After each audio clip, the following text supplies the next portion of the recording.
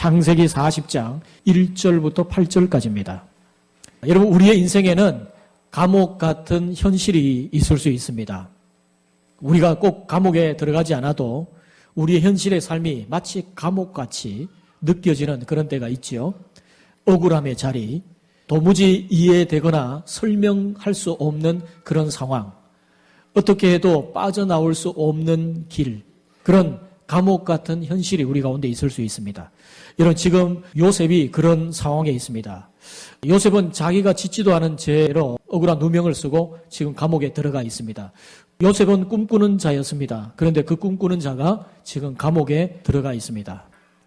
우리가 오늘 본문을 통해서 한 가지 놀라운 사실을 발견할 수가 있는데, 요셉은 감옥에 있었지만 감옥이 요셉을 지배하지 못했다는 겁니다. 하나님의 함께하심 때문에 그는 감옥 안에 있었지만 하나님의 주신 은혜가 그 안에서 풍성했습니다.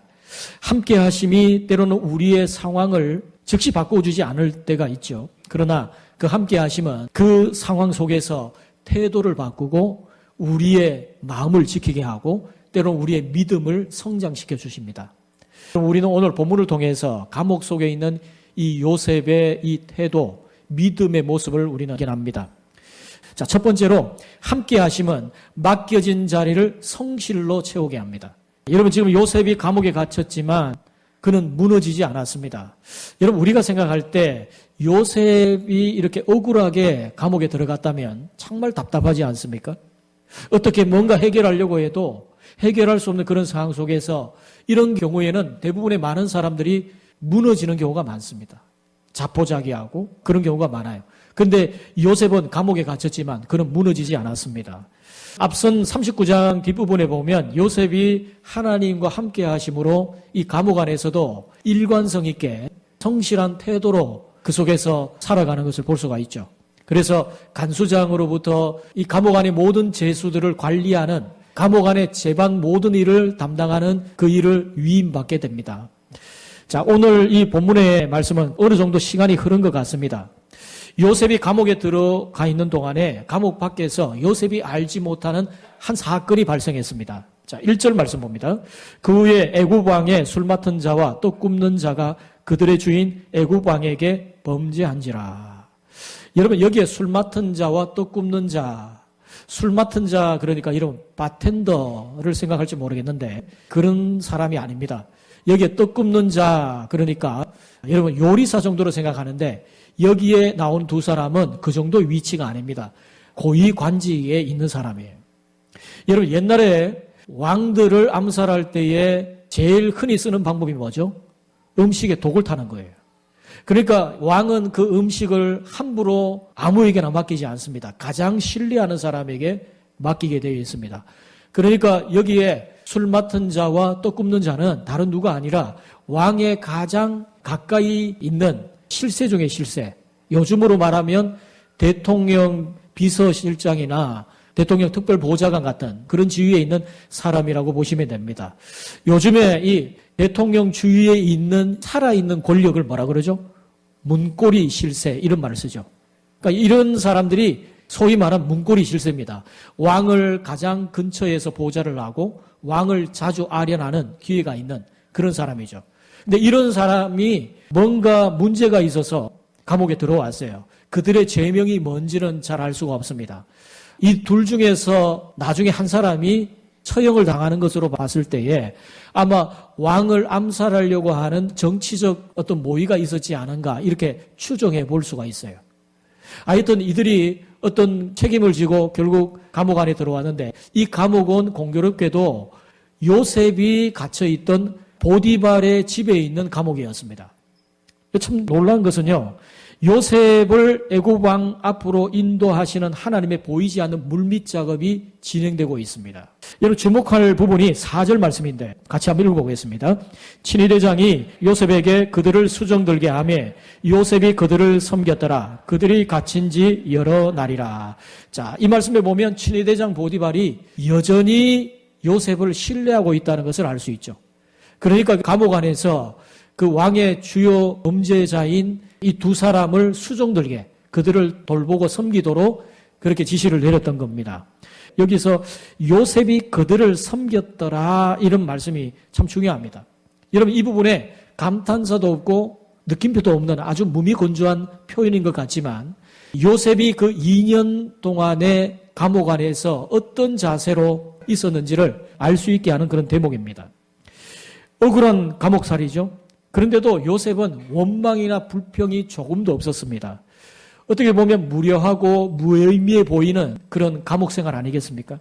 근데 그 감옥생활 속에서 그는 원망하지 않습니다. 불평하지 않습니다. 그저 묵묵하게 주어진 일을 성실하게 감당하고 있는 것을 볼 수가 있어요.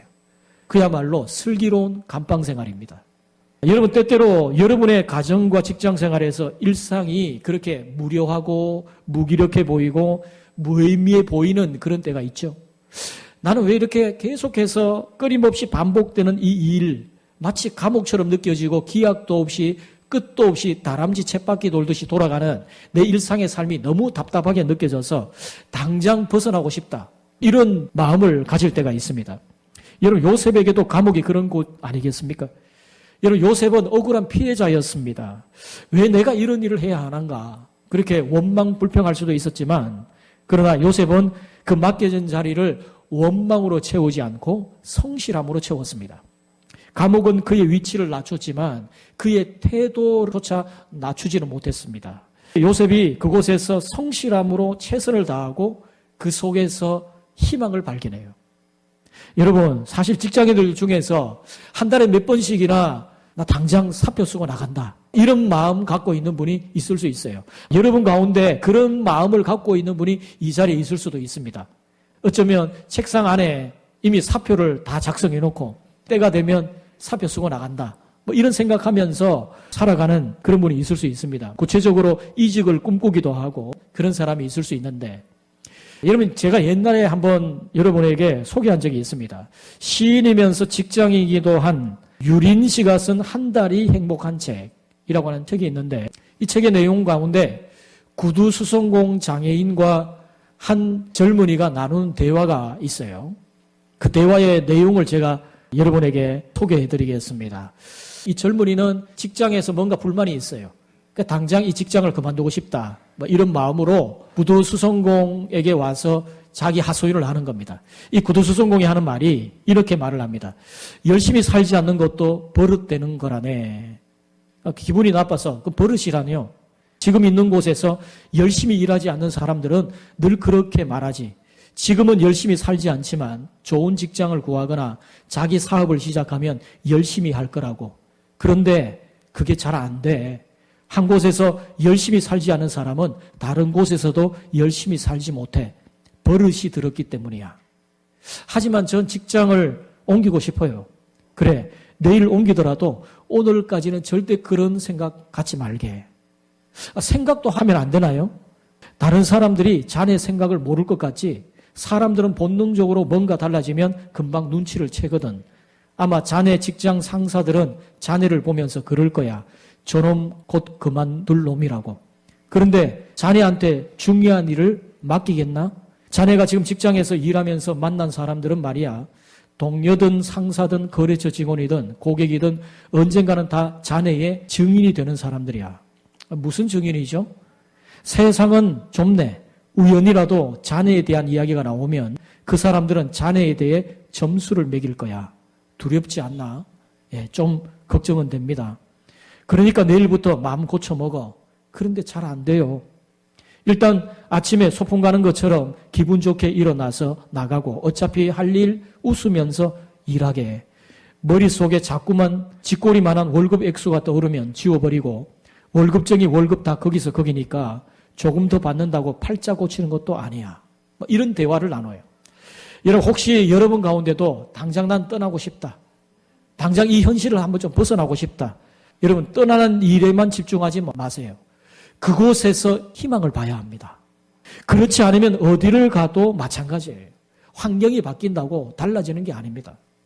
여러분의 그 일상의 삶에서 배어진 그 태도는 환경이 바뀌어도 바뀌는 게 아닙니다.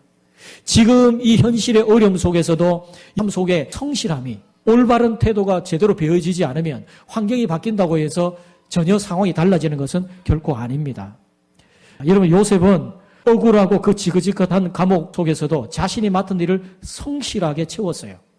바로 그러한 일상적인 삶의 현장이 하나님의 뜻을 이루어가는 하나님의 삶의 현장이라는 것입니다.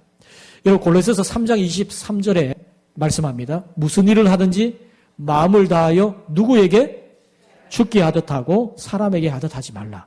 바울의 말씀이죠.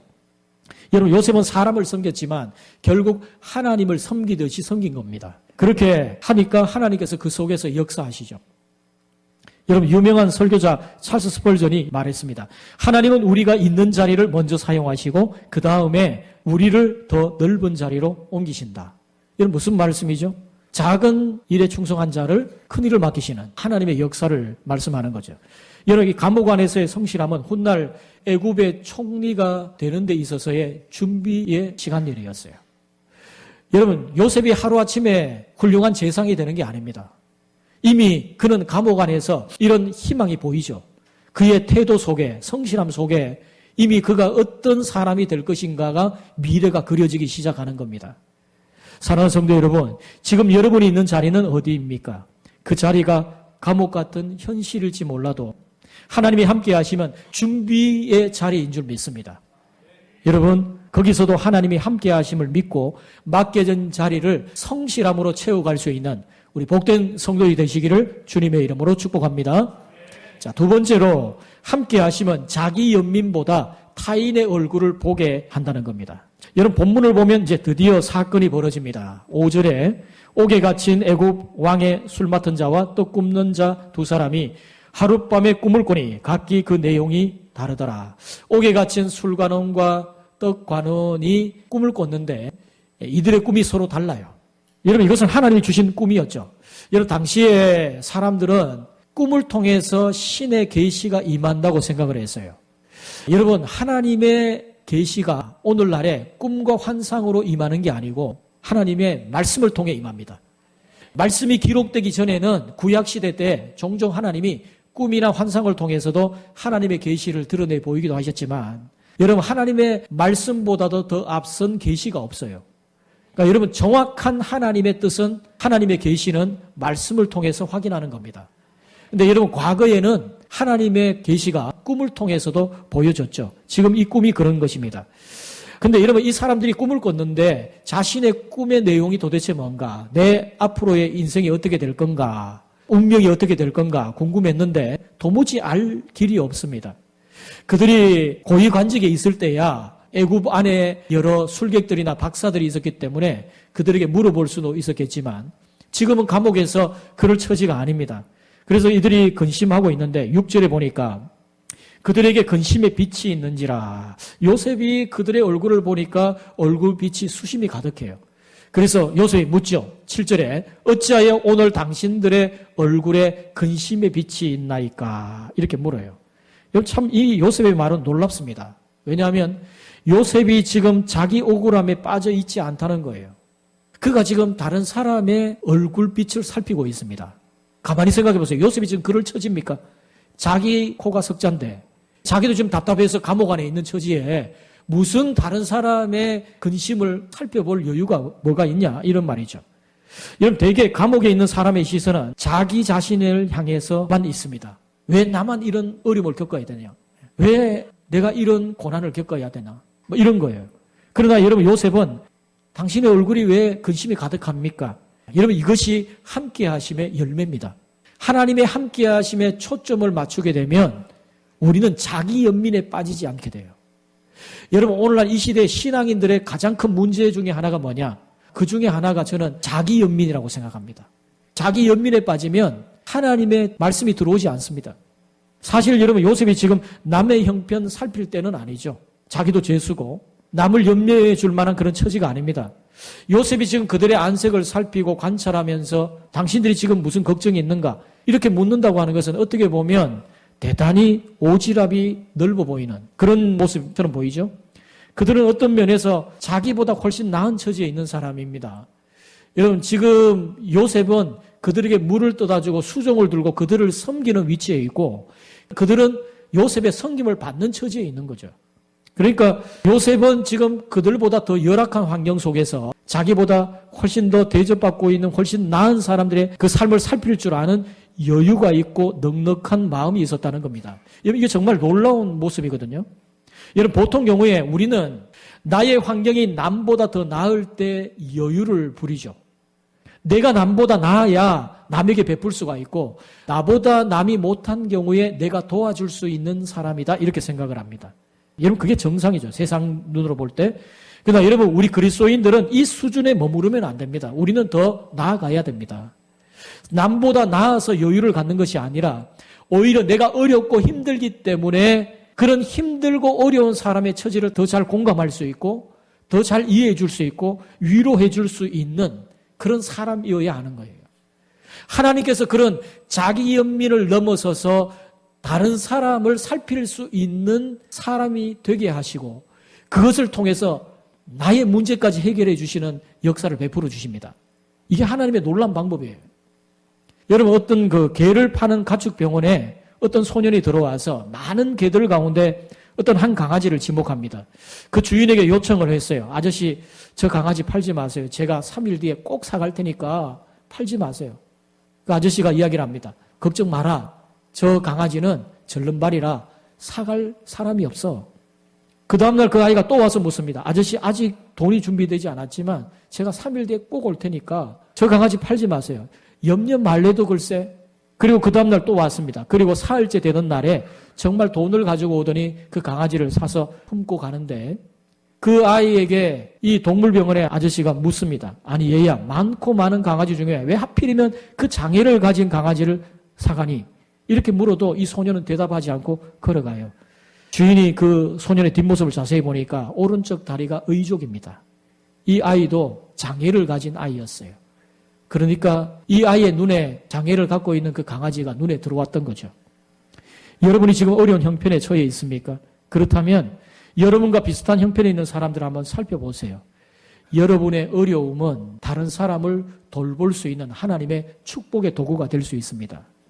그런 다른 사람을 돌보는 축복의 도구로 여러분이 쓰여질 때 비로소 여러분의 문제도 해결시켜 주시는 하나님의 놀라우신 오묘하신 섭리의 역사를 여러분 경험하게 될 겁니다.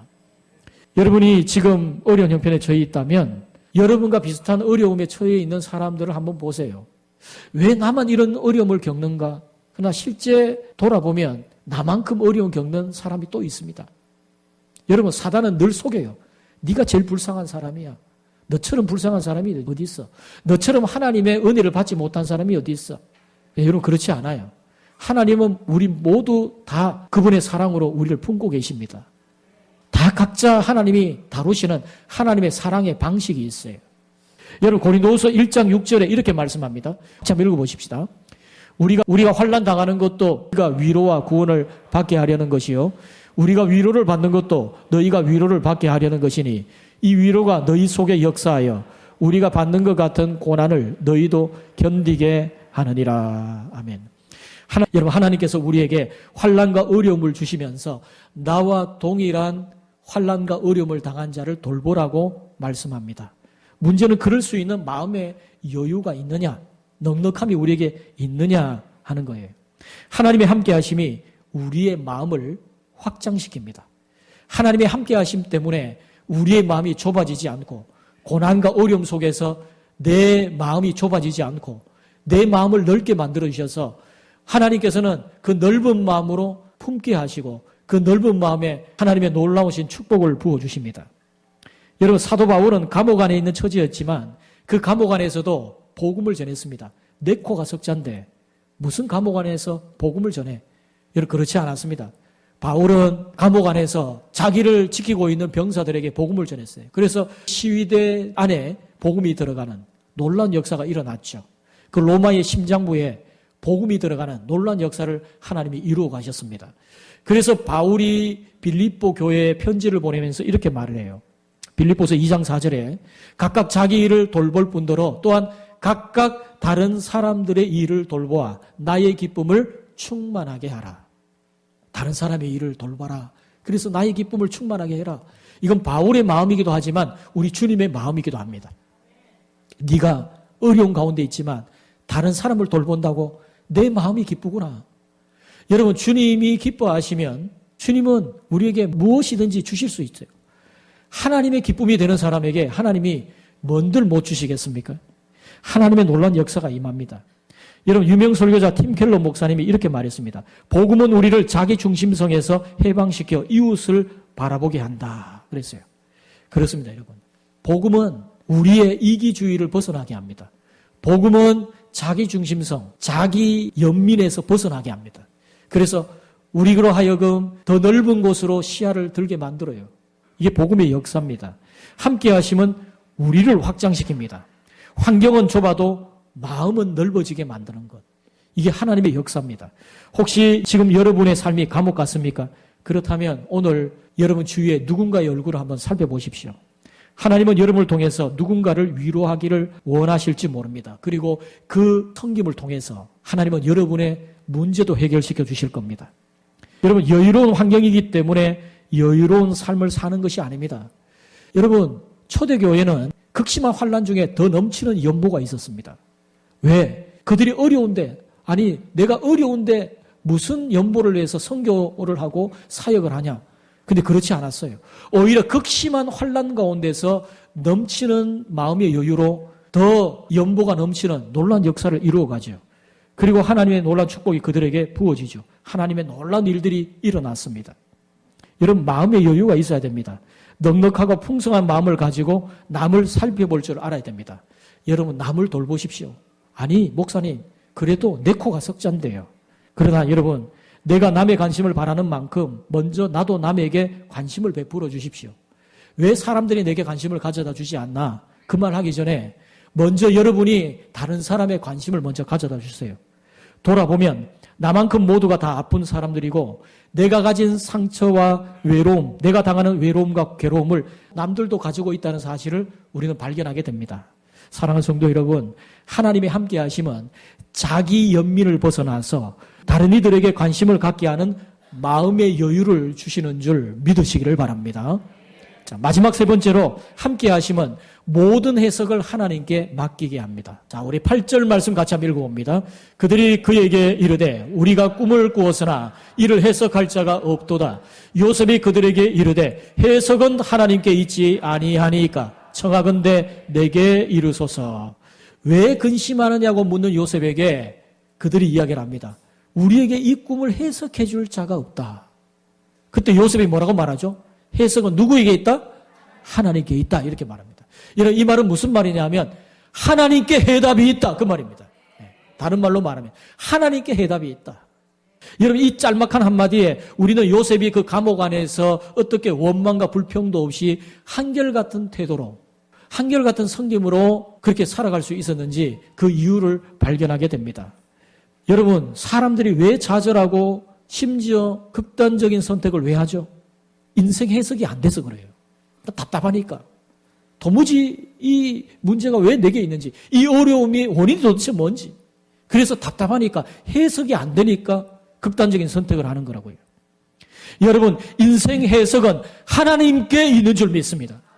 하나님이 우리의 해답인 줄 믿습니다. 여러분, 이게 신앙이에요. 이게 신앙입니다. 하나님이 우리의 모든 문제의 해답이시다. 해석은 하나님께 있지 아니하니까. 이 고백은 감옥에서 나온 말이에요. 여러분, 요셉도 자기의 삶의 모든 해답을 다 알고 있나요? 자기가 다 알고 있나요? 몰라요. 그러나 요셉은 하나 아는 게 있었어요. 해답은 하나님께 있다. 하나님이 다 알고 계시다. 나는 모르나 하나님은 그곳으로, 그 문제의 해답으로 하나님 나를 이끌고 가실 거다. 그런 신뢰가 요셉에게 있었죠. 그러니까 감옥에 갇혀있는 자신의 인생에 대해서 다 이해가 되지 않았지만 그럼에도 해석은 하나님께 있습니다. 이렇게 고백을 하는 거죠. 여러분, 이게 신앙입니다.